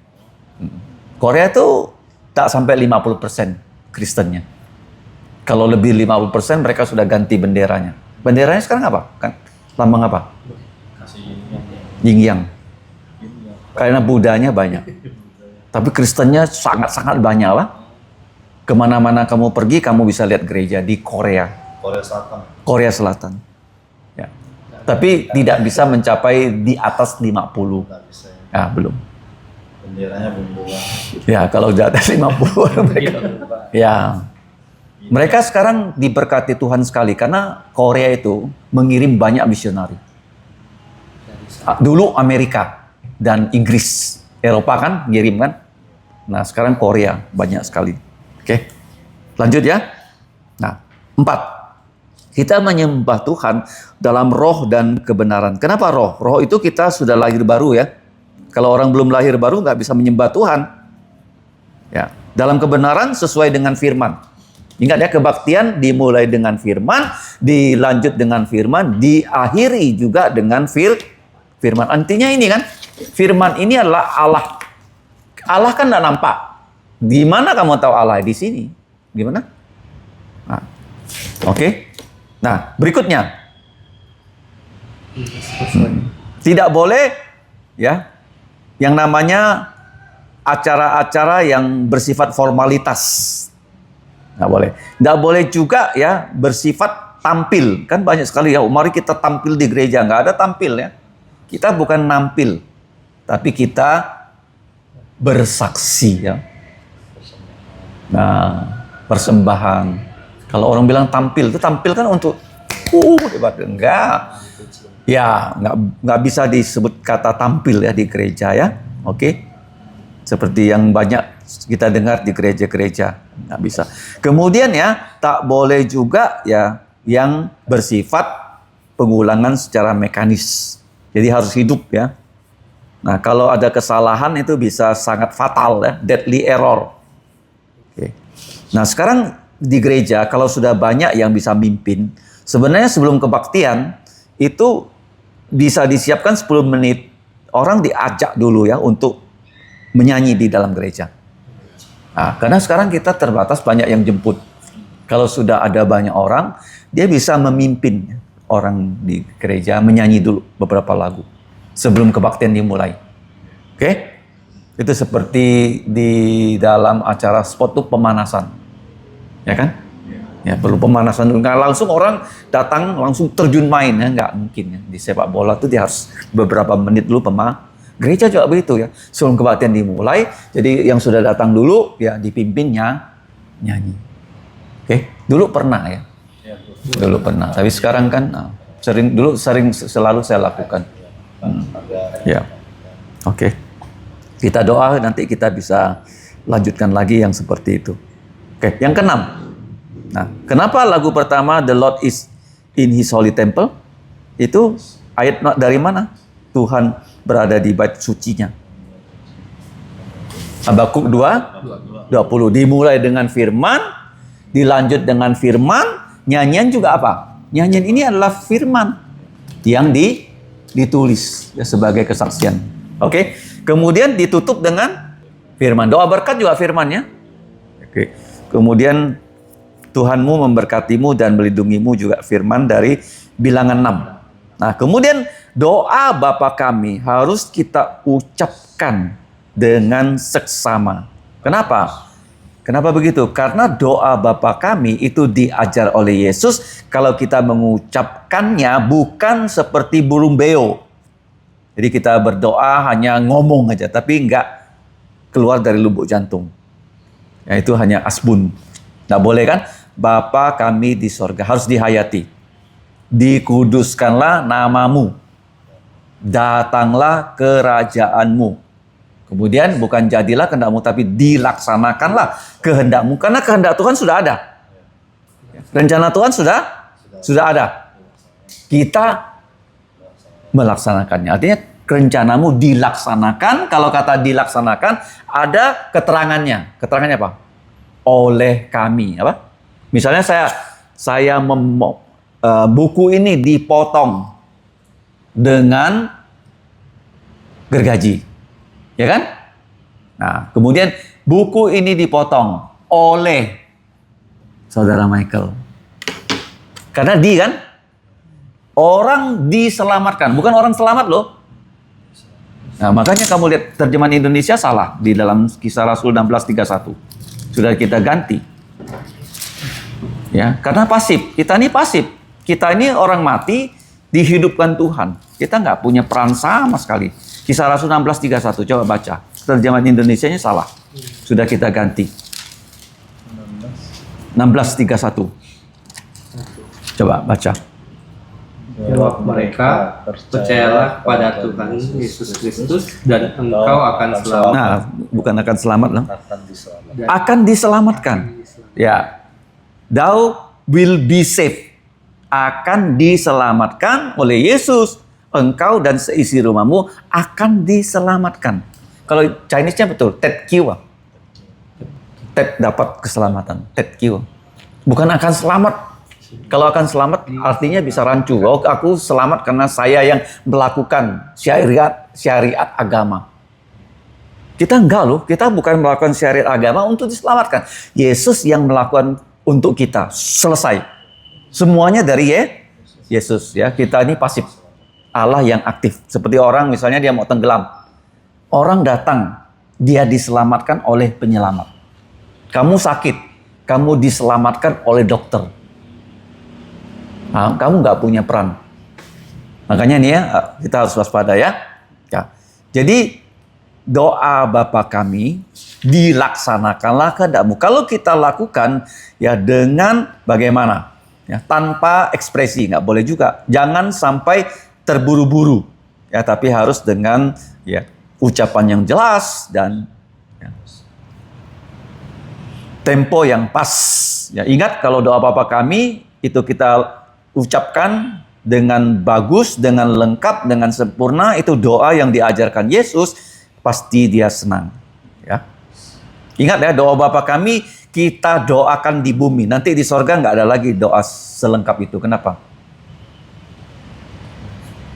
Di surga nggak ada lagi kita minta ampun dosa. Karena kita tidak berdosa lagi kan. Di surga nggak ada lagi pencobaan.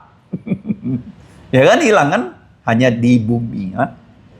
Paham ya? Doa Bapa kami selama kita masih hidup di bumi. Nah sekarang lagu Gloria Patria. Gloria Patria itu bahasa Latin ya. Kalau bahasa Inggrisnya Glory be to the Father. Itu kita nyanyikan juga biasanya. Kapan nih lagu Gloria Patria? Setelah amin. Ya, doa pembuka ya. Nah, kemudian yang ke-9, nah di bahasa Inggris tuh ada amin 3 kali. Kalau kita aminnya 4 kali karena gereja Chinese ada juga amin yang 7 kali ya. Karena apa arti kata amin?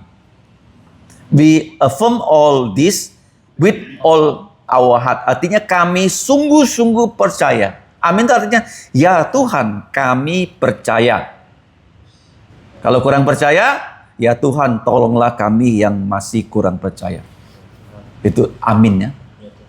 Ya Tuhan, kami percaya. Kebaktian itu setiap kalimat yang kita ucapkan merupakan ya hal yang kita percayai. Nah, finally akhirnya yang ke-10, sebelum kita berpisah, before we depart, ya. Bisa saja pemusiknya memainkan pujian The Lord bless you and keep you. Ya, bisa juga dinyanyikan Ini ada satu perbedaan ya di gereja-gereja Alkitab Presbiter. Ada yang tidak mau nyanyikan lagu ini. Mereka mengatakan berkat dari pendeta sudah cukup. Nggak perlu lagi dinyanyikan. Ya. The Lord bless you and keep you. Tapi gereja Kalvari ya, menyanyikannya. Kenapa? Karena kita semua adalah imam yang bisa saling memberkati dan mendoakan. Paham ya? Tapi ada gereja nggak mau. Karena mengatakan kalau gembalanya sudah angkat tangan, sudah doa berkat, cukup. Nah, jadi ada dua pandangan ya. Oke, minggu depan kita bisa praktek ya. Nah, prakteknya nanti yang sudah dibagikan, kamu boleh susun doanya sesuai dengan dipelajari. Dan ada waktu untuk nanti praktek. Praktek ya. Tapi tulis dulu ya. Yang tata kebaktian itu, yang sudah saya kasih itu. Seperti Pak Ipar. Bisa kamu ubah kalimatnya atau apa gitu. Kamu mau pilih lagu apa? Ada? Iya kan ada. Ada kan? Nanti saya kirim lagi ya. Ada. Nah, kirim di grup lagi. Nanti kalian bisa modifikasi ya dan sebagainya ya. Kalau mau tempat, baca ya yang ternyata. Ya. Lebih gampang. Budi, boleh coba Budi. Ya. Kamu mau KMT mana nanti nih? Ya, nanti. Harus pilih. Ya. Oh, Di sini. ya, Di sini dulu bisa. Sini dulu ya. Kita atur ya waktunya jadi pemimpin kebaktian. Bawa keluarga bisa ada sekolah minggu di bawah nanti. Iya. Bawa sini ya. Ya. Sip. Oke. Kalau di sini betul-betul pemimpin. Jadi kalau sana kan masih penerjemah. Sana ada penerjemah. Mm-mm. Kamu penerjemah pemimpin. Kita melatih liturgi. Ya, oke. Kita atur jadwalnya ya. Nah, nanti Michael yang ini. Ada pokok doa apa sebelum kita berpisah? Doakan untuk kesehatan kita semua, kan pekerjaan. Untuk mertua saya sih, puji Tuhan dia Sudah lebih bagus ya. tapi masih lemah sih. Progresnya. Tadi saya tanya kakak Seling yang tua, dia bilang bisa jalan. Ya, udah. Kita doakan supaya bisa kembali Cuman berkebaktian. ya, orang tua itulah keras kepala, kan. Kasih tahu jangan terlalu itu dia masih suka, gitu kan bahaya. Harus jaga jangan sampai jatuh. Doakan dia bisa percaya lah. Itu yang utama sih. Kadang-kadang dia nih masih Misin. mau ke gereja tapi juga masih mau ikut yang Ya, tradisi Chinese-nya. Misin. Kapan keluar kota, Dekan Adi? Mangti. nanti lah. Minggu ini ya? Nggak tahu lah. Mang pasti, kan saya tuh lagi hebat ya. Oke. Lagi pusing. Minggu yang lalu pas hampir akhir pekan ya? Ya, tiba-tiba. Paisi ya? Paisi ya. Padahal mau tiba-tiba. Tiba-tiba. Paling duduk cono. Itu pun sikap hak saconnya ya. Sebenarnya mangkok. Bang Ho, ya lah. Belum selesai. Mungkin hampir salah, hampir song kan. Kan juga freelance ya. Ya.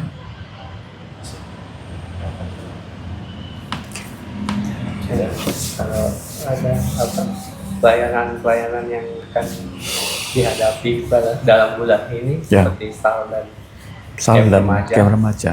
Sayangnya saya belum bisa ikut, padahal pengen juga ikut. Sudah rencana ke KL ya, satu Iya. keluarga. Bentrok jadwalnya. Tapi ya, harapkan tahun depan Bisa. bantu dan memimpin. 64 sudah camp. Ya, Kalau yang sangat ramai. Sal itu sudah 100 berapa. Puji Tuhan, itu pasti butuh banyak Ya, tenaga hamba-hamba Tuhan yang melayani ya. yang melayani. Doakan mereka biar jaga kesehatan, jaga ini, dan juga dapat mengajar yang baik. Aja sih. Ya kan Budi? Pokok doanya doakan keluarga yang masih belum percaya kepada Tuhan. Untuk umum saya nih atau apa sakit sekali. Iya. Dua kali. Kebanyakan ngejim. Dua hari. Doakan yang sembuh. Udah 2 hari dah tak sembuh. Nah, kira gitu. Oke, kita buka suara, kita berdoa. Bapa di sorga, kami kembali bersyukur untuk pelatihan di sesi yang terakhir Kami berdoa supaya Engkau memberkati Diaken Budi, Diaken Jeffrey, dan Saudara Michael, dan juga yang lain, supaya mereka bisa menjadi pemimpin kebaktian yang memuliakan nama-Mu. Kami bersyukur dan bersukacita kami bisa berkesempatan belajar bersama-sama. Ya Bapak, Engkau menolong yaitu Diaken Jeffrey untuk mamak mertuanya supaya sungguh-sungguh percaya Yesus, dan kesehatannya yang menurun Engkau sembuhkan kelemahan tubuhnya. Kami juga bersyukur untuk Diaken Jeffrey yang Engkau berikan kesempatan bekerja di Pontianak dan kadang-kadang keluar kota. Engkau sertai dia, berikan kesehatan yang baik. Demikian juga Saudara Michael dengan satu keluarganya akan ke Kuala Lumpur. Engkau memberkati dan melindungi, pergi pulang dalam keadaan baik. Kami juga berdoa untuk Sal, untuk camp remaja pemuda, kiranya yang datang dan yang melayani bisa Engkau berikan berkat rohani dan juga jasmani. Kami juga bersyukur untuk Diaken Budi, kami serahkan dia, keluarganya yang belum percaya Tuhan Yesus bisa percaya melalui kesaksian mereka sekeluarga, dan juga Engkau menjaga istrinya, anaknya, usahanya, dan juga kesehatannya, khususnya untuk kesehatan dari punggungnya yang sakit Engkau sembuhkan. Kami juga berdoa menyerahkan hidup dari semua anak-Mu di rumah yang masih sekolah, berikan kerajinan, yang bekerja, keluar masuk Engkau jaga. Dan kami juga berdoa untuk yang malam ini tidak bisa hadir, Saudara Yaplin, Engkau juga menolong dia, Engkau juga menolong seluruh kami, supaya kami dapat secara baik melayani Engkau. Kami juga berdoa untuk keluarga kami yang tinggal di luar kota, bahkan di luar negeri, sertailah mereka. Kami juga berdoa Bapa untuk gereja-Mu, bukan hanya 4 tempat, tapi Engkau berkenan menambah jumlah gereja, menambahkan jumlah orang percaya. Kami serahkan ya Bapa, rekan-rekan kami yang akan pulang, tibakan mereka ke rumah dengan keadaan baik. Dengarkan doa kami yang kami ucapkan dalam nama Tuhan Yesus yang sudah mengajar kami doa Bapa kami. Mari kita ucapkan. Bapa kami yang di surga, dikuduskanlah nama-Mu, datanglah kerajaan-Mu, dilaksanakanlah kehendak-Mu di bumi seperti di surga. Berikanlah kami pada hari ini makanan harian kami, dan ampunilah kami akan kesalahan kami, seperti kami juga mengampuni orang yang bersalah pada kami. Dan janganlah membawa kami ke dalam pencobaan, tetapi lepaskan kami dari yang jahat. Karena Engkau-lah yang punya kerajaan dan kuasa dan kemuliaan sampai selama-lamanya. Amin. Kasih. Nah, kata sit mifuna fonsono. Rupanya mungkin kayak bumbu agak daluarsa. Cuma Bumbu